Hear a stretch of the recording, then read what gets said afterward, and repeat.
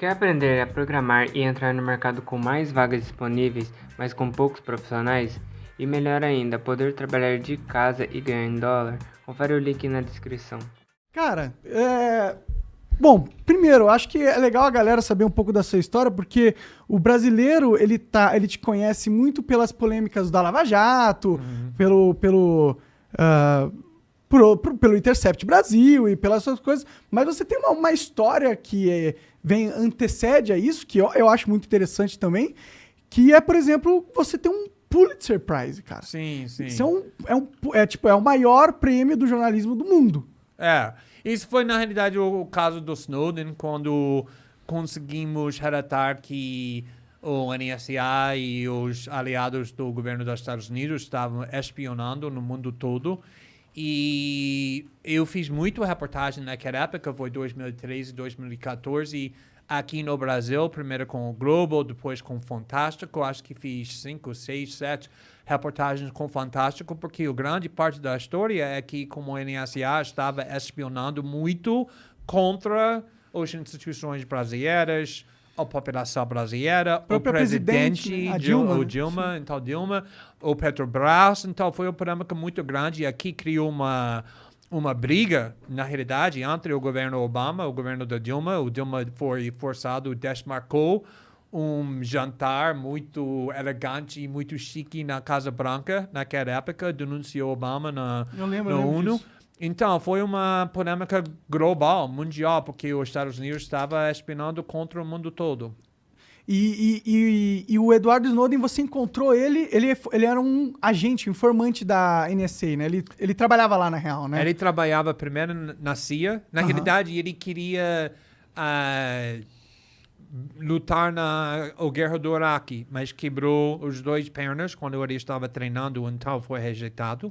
E ele foi para a CIA, trabalhava na CIA 2, 3 anos e depois foi para o NSA. E foi quando ele estava trabalhando no NSA, ele descobriu que a internet estava sendo destruído, mais ou menos, para o governo dos Estados Unidos, porque a ideia da internet sempre era que vai ser uma ferramenta não para os governos nem empresas grandes, mas para a população, para o povo, para ser livre do controle centralizado dos governos. Então, ele conseguiu descobrir que o NSA estava fazendo o oposto, usando a internet para espionando contra todo mundo, não só terroristas ou criminosos, mas populações inteiras, pessoas inocentes.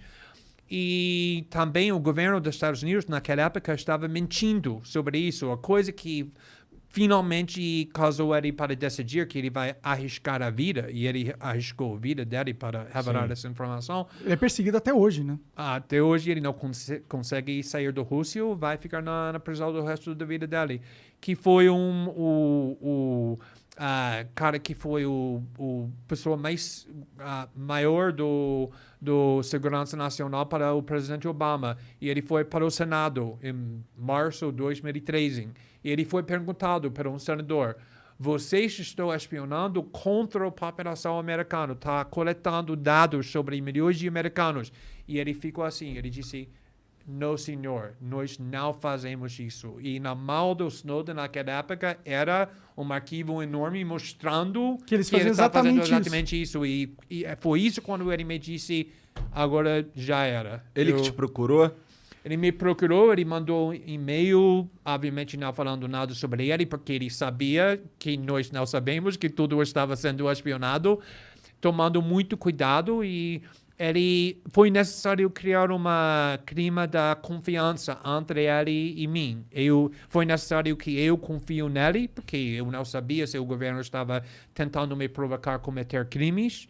E ele não sabia se ele consegue me confiar. Sim, você era informante do governo também. Exatamente. E ele queria que criamos muita criptografia para comunicar. E finalmente, em maio, ele disse que eu tenho um pedido que vai ser estranho, mas é necessário, que eu preciso que você viajar para Hong Kong para me encontrar. E eu estava pensando, por que uma pessoa que trabalha no nível muito alto no governo americano, que tem acesso para documentos mais sensíveis, mais segredos, está no Hong Kong? E não consegui entender isso, ele não conseguiu explicar, porque ele não confiou na nossa comunicação, mas ele me mandou documentos, talvez 30, 40, que foi os documentos mais segredos, no parte do governo mais sigiloso, os mais segredos, do governo mais poderoso no mundo, que foi chocados. Só esses documentos. E ele disse, só 30 ou 40, eu tenho milhares ou milhões de documentos mais para te dar, mas tem que viajar para Hong Kong. O próximo dia, eu liguei para meu editor, estou indo para Hong Kong. Porque não era uma questão mais. E viajei para Hong Kong. Naquele momento, o que deve ter passado na sua mente? Você falou, caralho, eu tô lidando com uma conspiração governamental mundial. Você tinha noção disso? Eu sabia que, olha, a CIA não brinca. Todo mundo sabe disso. A CIA mata pessoas. A CIA faz qualquer coisa que eles precisam fazer para impedir pessoas que estão desafiando elas. Então, eu sabia, você não pode vazar os documentos mais segredos do governo mais poderoso no mundo sem risco. Mas eu entrei em jornalismo não para relatar sobre o chuva ou esportes, mas para desafiar os facções mais poderosos. E quando ele...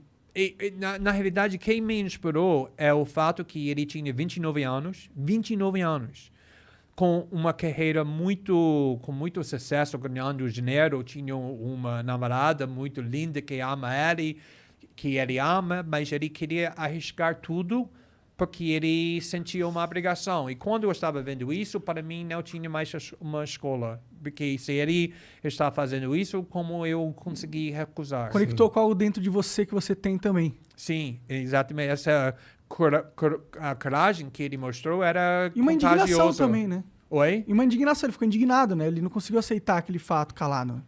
Não, exatamente. Imagina ficando o resto da sua vida sabendo que você tem a oportunidade para mostrar a verdade, que o mundo tem o direito de saber, mas você não faz porque você não tinha coragem. Seria horrível. Na realidade, indo para a prisão seria melhor do que ficando o resto da sua vida sabendo que você tinha essa covardia. Sim, você perpetuou uma espionagem em massa da própria população, da própria família. Exato. E a coisa interessante é que, como você disse, que até agora ele está sendo perseguido, ele está na Rússia 8 anos, agora ele casou com a namorada. Ah, que legal, ela foi pra lá. Ele tem um novo filho que tem 8 meses, 9 meses. Ele tá numa prisão, entre aspas. Ele é preso na Rússia. Não é um país tão ruim, é bem em ruim, comparação que estava esperando que ele vai ficar na prisão de verdade. Você não quer ficar na prisão nos Estados Unidos. Eles não brincam com prisão quando você é acusado de arriscar segurança nacional.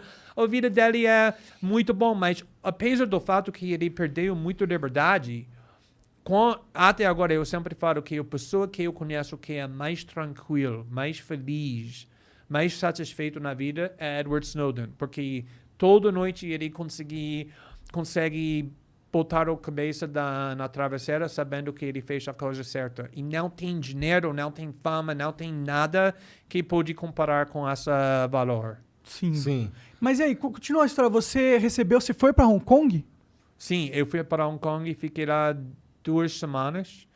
E começamos a relatar um documento depois do outro. No primeiro artigo, explodiu o mundo. Foi maior escândalo no mundo naquela época, imediatamente. Mas ele fazia questão de você dizer que tinha sido ele?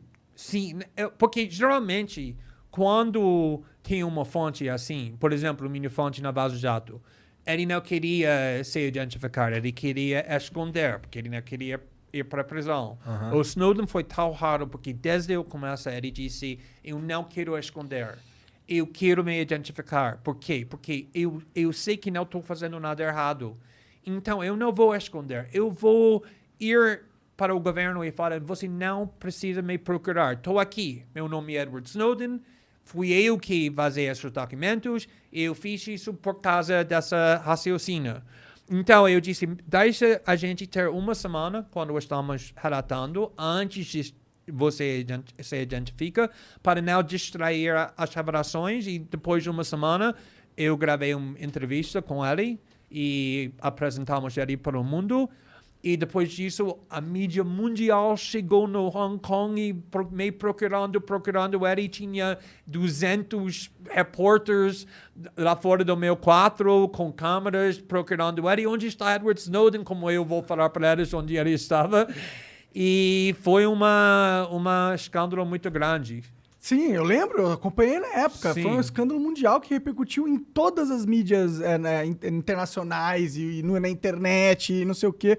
Porque eu acho que é um assunto que tem muito a ver com a nossa era, que é uma era da informação, da tecnologia, que hoje é possível ter esse controle e a gente tem que então discutir o que vem um controle e vem também a responsabilidade que ele acarreta. E a gente tem hoje os governos que dominam esse controle da internet, né? E é uma ferramenta muito importante para eles que pode ser usado para o autoritarismo, que é algo que a gente tem que impedir, de a qualquer custo. Exatamente. Porque primeiro foi interessante, porque antes de chegar no Hong Kong, eu não sabia nada sobre ele. Eu sabia que ele tinha documentos, mas eu não sabia o nome dele, eu não sabia onde ele trabalha, eu não sabia a idade dele. Então, quando eu estava conversando com ele durante naqueles meses, eu estava imaginando que essa cara tinha 65 anos, porque ele era muito sofisticado. Eu estava pensando que qualquer pessoa que tenha acesso para um arquivo assim precisa... Alta patente, é velhão, um general. E também eu estava imaginando que ele disse que estou pronto para ir para a prisão do resto da minha vida. E eu estava pensando, é muito mais fácil fazer isso quando você tem 70 anos e tem só mais 15, 20 anos, do que quando você tem 29 anos e tem mais 60 anos. Então, quando eu cheguei no Hong Kong e eu encontrei ele fez um plano muito estranho para encontrar ele.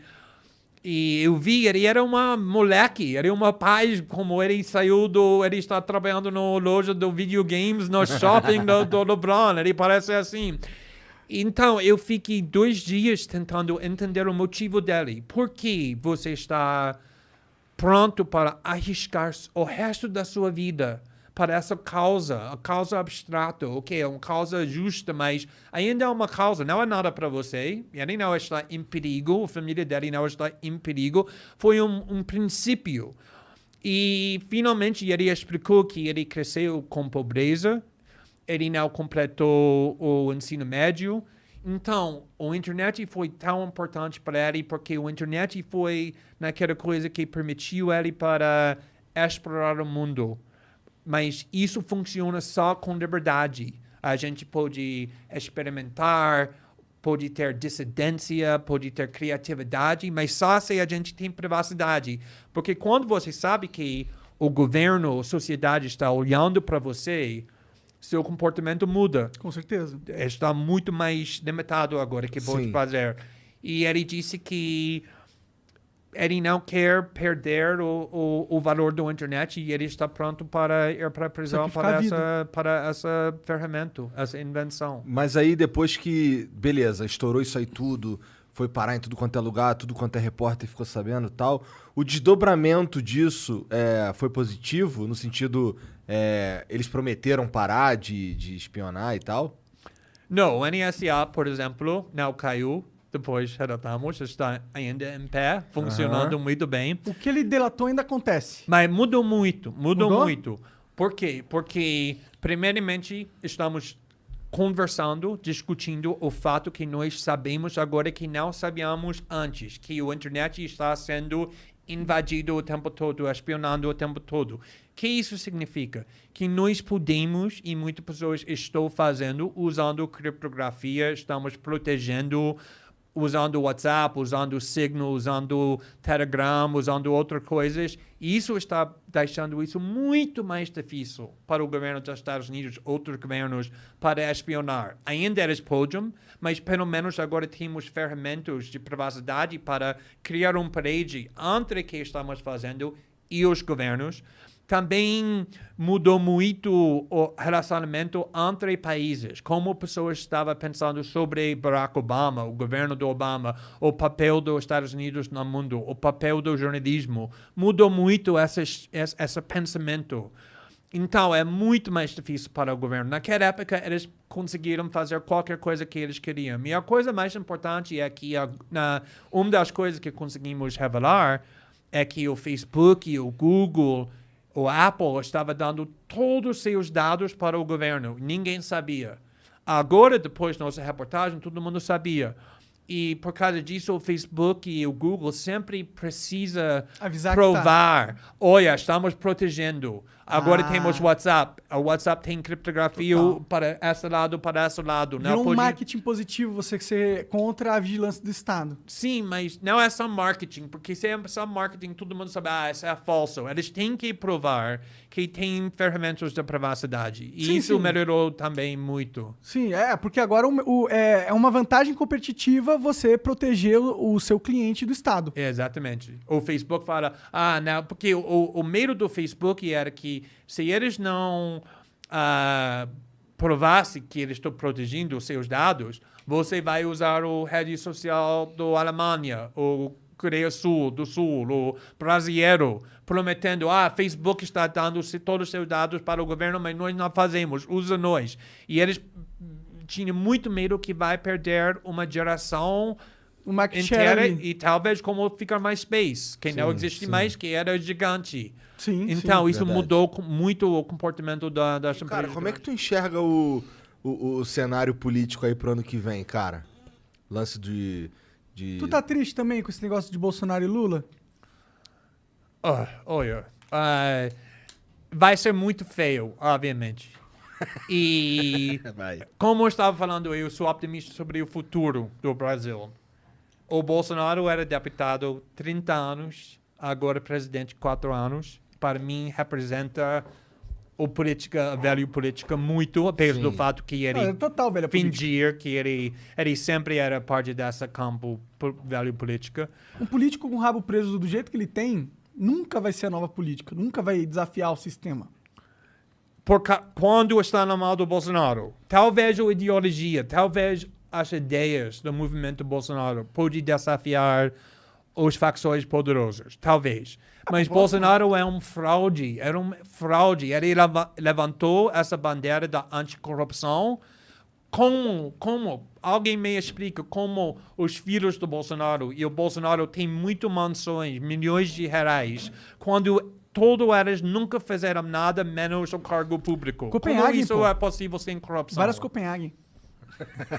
A loteria, Mega Sena, vendendo muito chocolate. Só pode. Não, por isso que eu falo, ele tinha um rabo preso infinito com o sistema. Sim. Como que um cara que tem um prazo vai chegar e vai quebrar tudo e vai desafiar os poderosos, se os poderosos têm um dossiê do Bolsonaro com todos os pecados que ele tem na vida inteira dele, pra qualquer hora falar assim, acabou sua presidência. Como que você vai bater de frente a presidência do Bolsonaro ele é presidente fraca, na realidade. Graças a Deus, ele não conseguiu fazer muitas coisas. Ele tem muita resistência. E a presidência do Bolsonaro era sobre, além de tudo, primeira prioridade, protegendo seus próprios filhos para não ser preso. Isso é a primeira prioridade do Bolsonaro. Com certeza. E também ele é, obviamente, ligado com milicianos. É um fato incrível, fato mais incrível, que a polícia sabe qual parte dos milicianos assassinaram Marielle. E o líder dessa parte do miliciano, que agora foi assassinado também, Adriano, a mulher e a mãe do Adriano estavam trabalhando no gabinete do Flávio Bolsonaro 10 anos. Quem pode justificar isso? Qualquer bolsonarista negado pode justificar isso. Então, isso é Bolsonaro. Eu acho que muitas vezes a esquerda está exagerando a ameaça do Bolsonaro. Porque Isso o Bolsonaro capitaliza muito nisso. Exatamente. Muito. Como Trump. Trump também fez a mesma coisa. Quando tem não sei se posso falar isso em português, mas tem essa história para crianças que quando o menino chama do lobo. The boy who called o menino que gritou lobo. E todo mundo gritando, o lobo tá aqui. Não tem lobo, finalmente tem um lobo e ninguém acredita. Acho que é a mesma coisa com Bolsonaro e a mídia, a esquerda. Exatamente. E exatamente isso que ele está explorando, isso.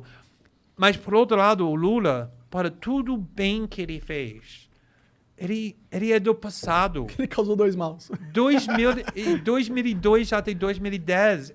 Agora é 2021, vai ser 2022. É muito difícil para ir para o passado. Pro passado, voltar. A população não vai querer comprar isso. Tem uma galera que não, eu não quero, eu não compro isso. Eu não votaria no Lula nem fudendo. Também não votaria no Bolsonaro nem fudendo. Por isso que eu fico assim, mano, o que eu faço? Mas eu vou falar o problema. O problema é que eu acredito que pode ter a terceira via. Que eu acho que pode ter um outro candidato que pode ficar em frente do Bolsonaro e pode chegar, eu acho que Lula vai chegar sem dúvida nenhuma na segunda turno. O questão para mim é Bolsonaro. Eu acho que não é muito provável, mas estou falando é possível. Que pode ter um outro candidato que pode chegar em frente do Bolsonaro e ficar com Lula no segundo turno. Mas isso pode acontecer só se tiver um candidato que está representando o campo centro-esquerda e centro-direita. Se tem Dória e Leite e Ciro e Moro e Mandetta, tudo vai dividir os votos e seria impossível. Isso é algo que eu falei, inclusive, para esses possíveis candidatos, e o argumento deles é que, por mais que tenha mais de um nome, historicamente tem sempre um nome que se distancia dos outros. Mas eu concordo contigo, eu acho que o ideal era unificar a porra toda. Mas para mim, eu vou falar meu argumento porque tem que ser Ciro. Todos os outros candidatos possíveis, Leite, Dória, Mandetta, Moro, apoiaram Bolsonaro em 2018. Qualquer candidato que votaram no Bolsonaro em 2018, nunca vai ter o apoio do centro-esquerda, que talvez tenha antipetismo e que não quer votar no Lula e quer votar no Alternativa, mas nunca vai votar no alguém que votaram no Bolsonaro em 2018. Eu discordo um pouco. Eu acho que centro-esquerda não. Eu acho que esquerda... Ok, não, mas estou falando que para ganhar Bolsonaro, para ficar... Porque Bolsonaro vai ter 25% dos votos, sem dúvida nenhuma. Sim. Para chegar em frente do Bolsonaro, precisa 25%, quando o Lula tem 30%. Não é fácil, é difícil. Tem que unir a centro-esquerda e o centro-direita. A centro-direita não é suficiente, ou centro-direita. O Ciro, obviamente, tem credibilidade com o centro da esquerda, porque ele sempre era isso. Mas também, como ele está atacando o Lula todos os dias com tanto agressividade, ele está ganhando credibilidade com o centro-esquerda, ou centro-direita. E ele pode unir os dois campos, mas para mim não tem um outro candidato que pode fazer isso. Só Ciro pode fazer isso. O Moro não une a centro-esquerda não, né? Realmente. O centro-esquerda odeia. Moro perdeu toda a credibilidade. Verdade. Os bolsonaristas odeiam Moro, a esquerda odeia Moro, só o Globo. Ele vai ter o voto do Bonner e o resto do Rede Globo. É ótimo. Bonner. Estadal, Bonner. Finalmente vocês zombaram meu sotaque. Eu estava esperando por isso. Foi um pouco atrasado, mas meus filhos vão amar essa parte, porque a coisa que eles amam mais do que tudo é zombando meu sotaque. Então eu vou mostrar eles essa parte aqui, eles vão amar. Não, eu gostaria o que você muito de acha evitar- sobre isso, sobre Ciro? Cara, eu acho que o Ciro é de todos os candidatos que eu vi, foi o único que eu tive acesso a um plano de governo.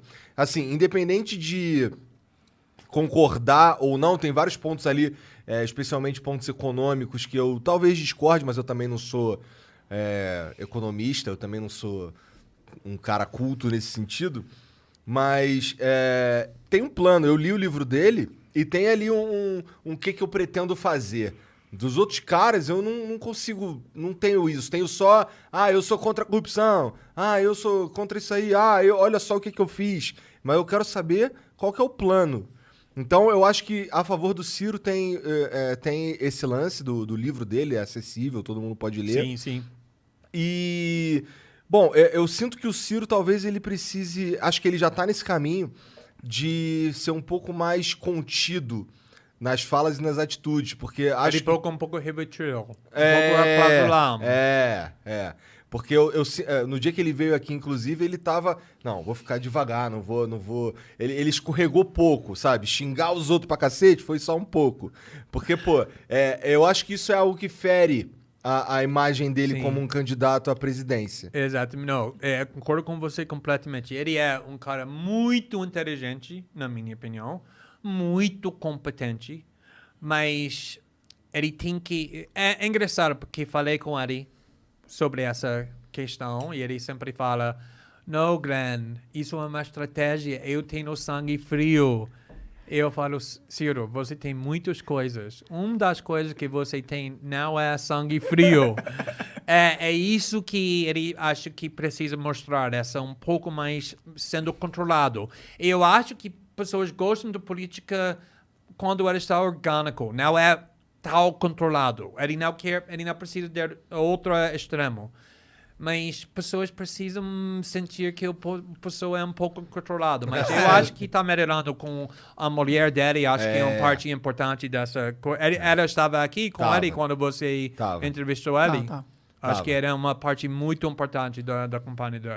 Eu gosto que o Ciro tem um plano, escrever um livro inteiro pra isso, entendeu? E tá mostrando antes. E isso é algo que eu acho que todo candidato devia fazer. Você quer ser candidato a algo? Eu não quero votar em você por você. Eu quero votar nas suas ideias, eu quero votar no seu plano. Porque aí você pode chegar lá, ganhar e fazer o que você quiser. Eu tô dando uma carta branca pra sua pessoa. Eu não acho que o voto deveria funcionar assim. E nesse sentido, o Ciro é o melhor candidato do Brasil nesse sentido. Ele é o único que tá mostrando. Eu não sei se concordo com o plano, eu acho que ele tem uma pegada muito de, tipo, o Estado vai fazer tudo, vai fazer acontecer. Eu não sei se eu acredito nisso. Sim. Mas ele tá apresentando um plano. Mas é um plano. E também uma coisa boa sobre democracia é que uma pessoa não pode fazer tudo. Então, ele pode ter esse plano, mas esse plano tem que ser aprovado pelo Congresso. E essa ideia que o Estado vai fazer tudo não vai passar nesse Congresso que é mais conservador. Não vai. Então, esse processo de negociando tudo, acho que é importante. Mas também eu acho que a Presidente da República, com um país com tanta complexidade e tantos problemas, precisa uma personalidade forte. E o Ciro é um líder nesse sentido. Com certeza. Eu acho que qualquer um que tire essa dicotomia Bolsonaro e Lula, pra mim, é o grande herói do Brasil, entendeu? Porque se a gente voltar pra Bolsonaro, vai continuar essa polarização do caralho, vai continuar um incompetente que não sabe governar. Mas se voltar o Lula, vai ter um cara muito competente que sabe governar, mas ele tem umas ideias totalmente erradas e tem um ciclo de poder totalmente corrompido, na minha visão. Sim, para mim, a escola Lula e Bolsonaro é uma escola fácil. Eu votaria no Lula um segundo. Eu admito isso, eu não vou esconder isso, exatamente por causa da competência. Mas estou falando que acho que o futuro do Brasil pode ser melhor do que isso. Melhor do que voltando... Tem que ser. Nunca funciona. Pessoas têm essa imagem romântica do Lula porque ele fez muitas coisas boas para o país. Mas é uma outra época agora. É um outro desafio, outra dinâmica que o país está enfrentando. E eu espero que o Brasil tenha mais escola do que Bolsonaro ou Lula. E é isso que estou esperando. Eu também. Mas eu, sinceramente, eu sou não otimista nesse sentido. Eu, apesar de querer muito uma terceira via, eu enxergo que tá tudo caminhando para ter uma terceira via toda fragmentada e ter os dois grupos radicais se unindo e conquistando o segundo turno. Mas imagina, se nós três sabemos que acabamos de falar, que se o Mandetta, Ciro, Doria, o Leite e Moro, se todos eles candidatos não têm chance nenhuma, todos eles sabem disso também. Se nós sabemos, eles sabem. Sim. Por que todos eles vão ainda ser candidatos? Porque eles têm ego tão grande que não pode sacrificar o ambicioso para a ambição para o país. Por exemplo, Leite sabe que ele não pode ganhar agora. Mas ele acha, agora sou muito lindo, sou muito popular, acabei de sair do armário, muito aplauso para mim. Então, ele quer construir uma imagem para o futuro. Ele não se importa se ele arriscar essa terceira via ou não. Ele está pensando na construção em carreira Leite. dele. E isso é o problema com Doria, com Mandetta, com todos Sérgio Moro, com todo mundo. Me aponte um que não pensa só na carreira primeiro e depois no Brasil. Sim. É foda. Pois é, mas tu também não pode fazer campanha pra ninguém, hein, cara. Eu sou jornalista, você é muito neutro. Você acha que o Intercept BR tá neutro também? Ou você acha que eles, assim como o gringo, é ruim falar do filho, né? Como assim? tá neutro? Você acha que eles mantiveram a essência O Dinastia Brasil? Dinastia Brasil? O Brasil. Olha, eu acho que construímos Dinastia Brasil para ter essa espírito jornalística. E uma das melhores coisas que eu fiz é que quando eu contratei o editor executivo, Leandro de Mori, não sei se vocês conhecem ele, mas ele é jovem, mas ele é muito ambicioso e ele é jornalista de verdade. Então, ele vai... durante o Vaza Jato, todo mundo falando eles são petistas, eles estão lulistas. Nunca era verdade. O Intercept Brasil sempre criticava Lula e o PT e sempre vai continuar a criticar e atacar Lula mesmo durante a eleição. Eles não vão fazer campanha para a Lula, para o PT. Eu não posso falar para eles porque eu sei, mas como estou entendendo a mentalidade deles... É o sentimento seu que eles vão manter a essência. Sim. Olha, eles são de esquerda, eles são contra o Bolsonaro. Mas isso não significa que eles vão servir Lula e vai ficar calado sobre críticas da Lula. Não tenho dúvida nenhuma, se você mandar documentos incriminados sobre Lula, eles publicariam. Muito diferente do que outros veículos da esquerda. Nossa, isso é realmente... Me deixa feliz isso. E tomara que você esteja certo, né? Porque você não tá mais lá. É.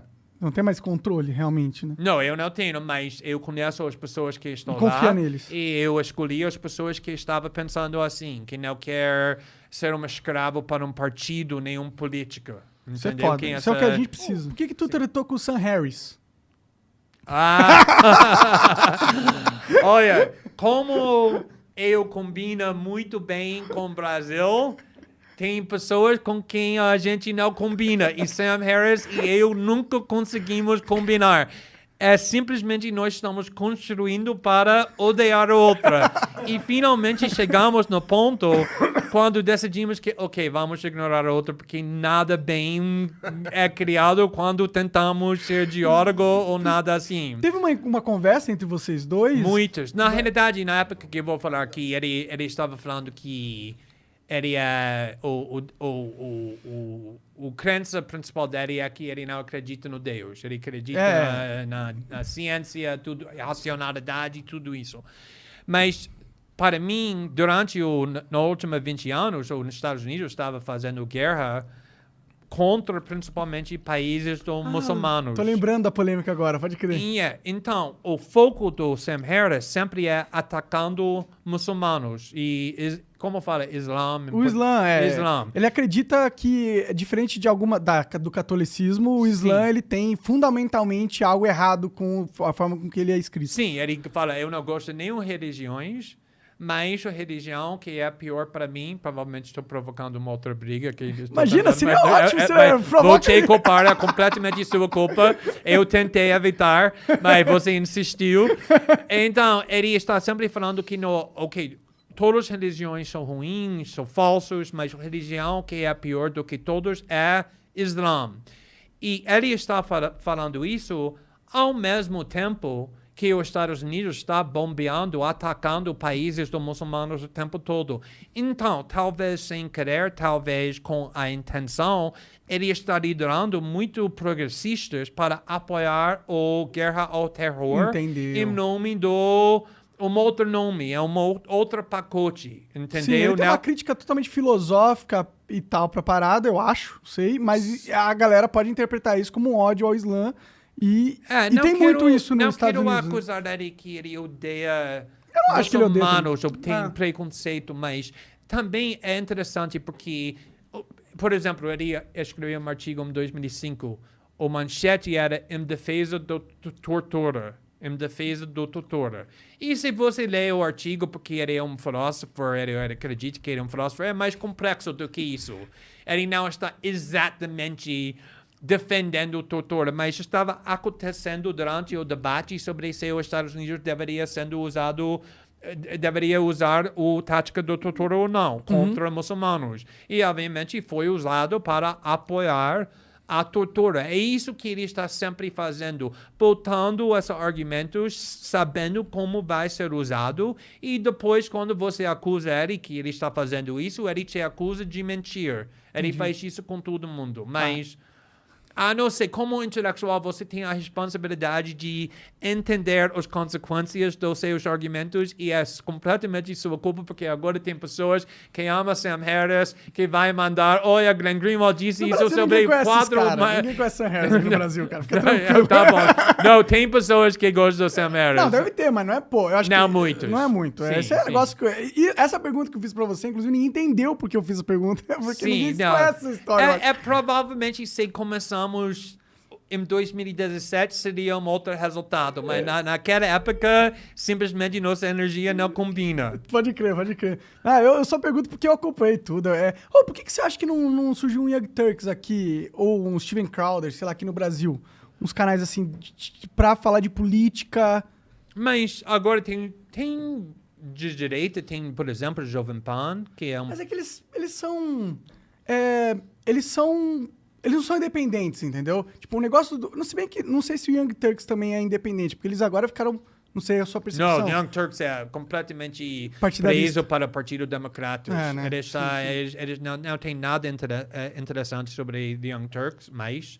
Infelizmente. Eu acompanhava se muito no tivesse- começo, quando eles começaram. Sério? Você eu acompanhava quando? Muito tempo atrás? Bem no comecinho, quando eles eram só no site deles. Eu cheguei até pagar a assinatura do membro do TRT lá. Sério? Sério, mano. Sério. Olha isso. O Monark é muito fã do Young Turks, Partido Democrata. Não, mas Tá vendo? naquela época eles estavam fazendo coisas interessantes, porque eles eram um das primeiras canais do YouTube que Era está... mídia independente, É, isso mídia falando sobre independente, jornalismo, só que no mas- final das contas eles ficaram poderosos e se corromperam. É o Mas que é a o minha que visão. aconteceu nos Estados Unidos é que, muito parecido aqui no Brasil, que quando o Trump chegou, a única coisa que foi importante para muitas pessoas era Trump. Você era contra Trump ou pro-Trump. Nada na meio. E todo mundo que estava contra Trump veio para o Partido Democratas e perdeu tudo interessante, tudo independente. Tudo foi, estamos contra Trump, estamos contra Trump, Corrida de estamos cavalo. contra Trump. Corrida de cavalo. Como nada existe menos Trump, como Trump era o caso de tudo. Isso tá e acontecendo tô no Brasil vendo também com o aqui no Bolsonaro. Brasil. Exatamente. Exatamente. Antes do Bolsonaro, tinha muitos problemas aqui no Brasil. O problema com grande mídia, o problema com muitas coisas, mas todo mundo está esquecendo isso. Para a esquerda, o grande mídia é quase aliado da esquerda agora, porque só Bolsonaro se importa e o grande mídia é contra Bolsonaro, então o grande mídia é aliado da esquerda. Cara, exatamente. E esse é o problema para mim muito aqui no Brasil também. Estou perdendo muito amigos, mas tudo bem, não estou aqui para amigos, mas... Cara, mas é muito importante que você tá no Brasil, cara. Tipo, eu peço perdão a Deus, que felizmente colocou, você podia estar lá, sei lá, nos Estados Unidos, né? Mas tá no Brasil. Não que não seja um país foda, mas porra, lá tem, sei lá, polícia. Mas, sei lá, você tá aqui e é importante porque o brasileiro, infelizmente, carece dessa visão de jornalismo sério que tu tem, de imparcialidade. Carece. E a esquerda brasileira, a direita tá se formando agora e ela já carece disso também. Tanto de gado bolsonarista que surgiu aí é ridículo. Mas na esquerda é importante ter pessoas como você que traz esse perfil mais independente até para educar a nossa esquerda. Porque a nossa esquerda hoje ela não é efetiva nas pautas que ela quer. Mas, mas olha, sempre precisamos começar com um fato que o fator principal aqui no Brasil é a desigualdade. Então, lá nos Estados Unidos é mais fácil criar mídia independente, porque tem mais dinheiro, mais recursos. É muito difícil para uma plataforma, um veículo da esquerda para ter recursos. Isso é um problema grande. A outra coisa, mas, por exemplo, o partido do meu marido, é PSOL. Não tem muitas pessoas que esqueceram isso, que PSOL nasceu para lutar com o PT. Uma dissidência do PT, né? Por causa do raiva contra a corrupção, por conta do neoliberalismo que o Lula estava fazendo com os setores de grandes empresas, tudo isso. Mas agora com Bolsonaro, todas essas diferenças na esquerda estão desaparecendo. E a esquerda está completamente unida, sem independência nenhuma do PT. ou a esquerda está muito pronto de falar, vamos existir só para apoiar Lula e só para apoiar PT. Acho que a esquerda está perdendo muita independência, muito coisas importantes com isso. Mas tem pessoas lutando contra isso. Tem pessoas... Você é uma delas. Sim, mas tem outras também. Mas quando tem uma figura como Bolsonaro, que é tão importante para pessoas, ele é sossego para todas as outras coisas, como aconteceu com Trump. Exato. E Como estragou aconteceu com muitas você coisas. no Intercept, querendo falar uma merda do Biden, e as pessoas falaram, não, você criou essa porra, mas foda-se, agora é hora do Biden ganhar, não vamos atrapalhar o nosso partido. Sim. Mas outra diferença que eu tenho com a esquerda muito grande é essa questão da liberdade de expressão, que é incrível que a esquerda aqui no Brasil e muito mais também nos Estados Unidos queiram censurar todo mundo que discorda com elas. A solução para elas, para todos os problemas, é vamos censurar, vamos proibir elas na internet. E como eu estava falando, minha causa, o caso do Edward Snowden, era uma internet livre.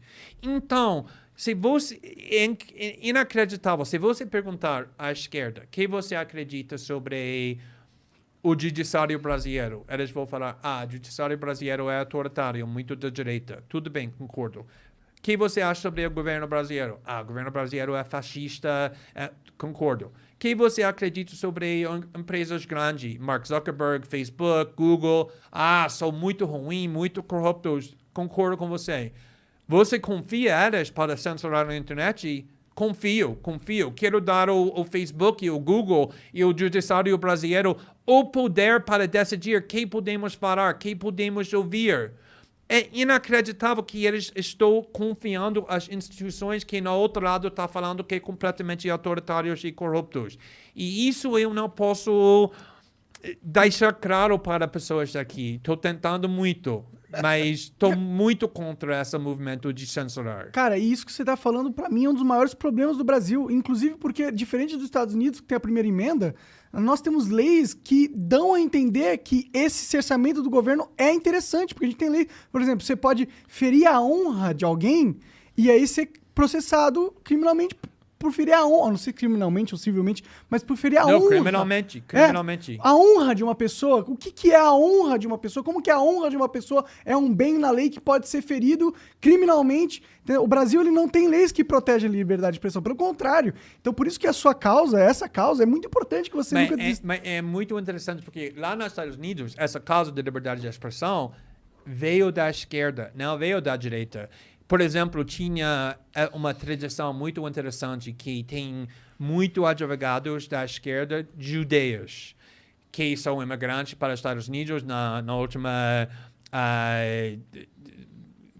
século XX e essa tradição de proteger a liberdade de expressão veio das líderes judeias da esquerda e líderes do movimento para negros também. Por quê? Eles estavam defendendo o direito de nazistas para expressar. De protestarem, né? Exatamente, porque eles saberam se o governo ganhar o poder para censurar nazistas, que é próximo? Os judeus, os negros, as pessoas sem poder, sempre vai ser o alvo da censura. Aqui também no Brasil, se você dar o poder para censurar para o governo, para o judiciário, para empresas grandes de tecnologia, Facebook, Google, que a esquerda acha que vai ser censurada? Às vezes, Alan dos Santos, às vezes Olavo de Carvalho, mas o dia depois vai ser o Comunistas ou The Intercept Brasil. Eles não podem entender que esse poder vai ser usado contra eles e a única solução é para defender o princípio, a liberdade para todo mundo. Caralho, cara. Cara, é muito bom que você é de esquerda e tem esse pensamento, cara. É muito bom. Eu acho que todo mundo que hoje admira você no campo da esquerda devia parar pra escutar o que tu falou agora. Sim. Porque isso é a questão mais fundamental da nossa sociedade brasileira agora, com a tecnologia, com essa grande liberdade de expressão do brasileiro. Agora, isso vai entrar em jogo cada vez mais. Eu não tenho dúvida que no futuro nós vamos ver essas leis de honra sendo usadas para perseguir inimigos políticos de governos. Já se acha do STF. prendendo esses caras ali, bolsonarista maluco. Estou muito preocupado sobre isso. Olha, vou falar. Não tem ninguém que odeia Oswaldo Eustáquio mais do que eu. Ele mentiu sobre minha mãe. Minha mãe estava morrendo do câncer em 2019. E minha mãe não conseguiu encontrar meus filhos, porque o processo de adoção não foi finalizado e até finalizado eles não conseguiram sair do país. Finalmente conseguimos finalizar o processo da adoção e conseguimos visitar os Estados Unidos. Quando minha mãe estava morrendo, obviamente, queria muito conhecer os netos dela, e nós queremos fazer isso muito também, e pedimos um visto de emergência da Embaixada dos Estados Unidos, falando que minha mãe tem câncer, e esse lixo, Oswaldo Eustáquio, disse que estamos mentindo, que minha mãe não tem câncer, e a prova dele é que ela estava postando no Facebook, que ainda, quando você tem câncer, precisa ficar na sua cama só chorando o dia todo, não pode postar, não pode divertir, precisa esperar até... Tem que morrer antes. Porro. Então, processamos ele, minha mãe, depois ele disse isso, minha mãe faleceu 3 meses depois, conseguimos levar nossos filhos para encontrar minha mãe e processamos ele e nós ganhamos, ele pagou a gente 25 mil reais, alguma coisa assim. Depois disso, ele foi para a prisão, sai da prisão e quando ele sai da prisão, foi proibido de falar na internet.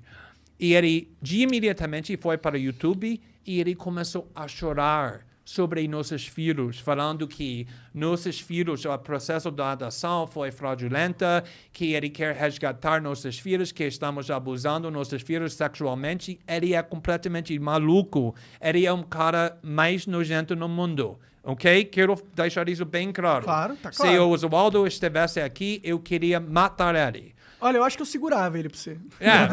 Precisa, como Augusto Nunes, tem alguém, eu preciso o André aqui, Marinho, para me segurar, mas tudo bem, quero só deixar isso bem claro. Mas o fato que ele está sendo condenado sem julgamento pela STF, mandando para a prisão sem julgamento, o fato que Daniel Silveira, que acho que é o psicopata, eu fiquei dessa distância quando fiz testemunha no Congresso Nacional e estava pensando, meu Deus, se esse cara conseguisse me matar, ele me mataria na hora, ele é psicopata. Mas o fato que ele está na prisão, o deputado eleito, sem julgamento, mandando busca e apreensão para um juiz, é um abuso para mim. Estou preocupado sobre isso. O peso do fato que eu acredito que esses caras são lixos, talvez criminosos. Mas se tiver evidência, se tivesse evidência que eles cometeram crimes,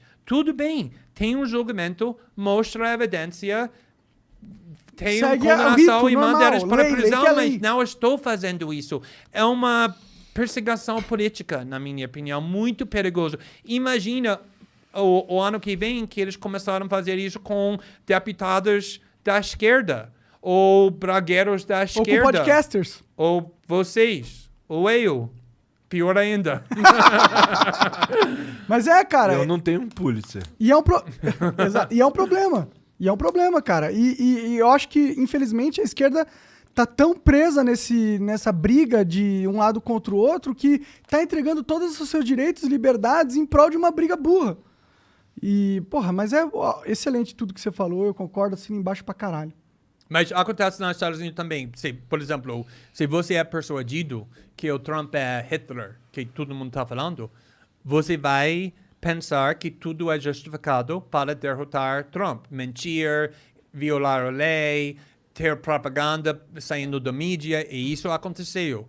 Se você acredita que Bolsonaro está bem pertinho acabando com a democracia brasileira, também você vai acreditar que tudo é justificado, mandando pessoas para a prisão sem julgamento, mas eu não acredito nisso. Eu acredito que Bolsonaro quer fazer isso, mas eu acho que ele não tem a capacidade de fazer. Não precisamos sacrificar todas as proteções legais para derrotar Bolsonaro, podemos derrotar Bolsonaro dentro do processo democrático. Mas é um pânico. É sacrificar a sociedade, é sacrificar a democracia, pô. Sim. É isso que a gente tá sacrificando em prol do bicho-papão que é o Bolsonaro. Sim. Sacrificando o direito de todo mundo ter liberdade de expressão, de poder ser dissidente. Tem aquela frase do Guerra, precisamos queimar a cidade para salvar a cidade. É isso que está acontecendo nos Estados Unidos e aqui no Brasil. Precisamos destruir liberdades para defender liberdades. Isso não faz sentido.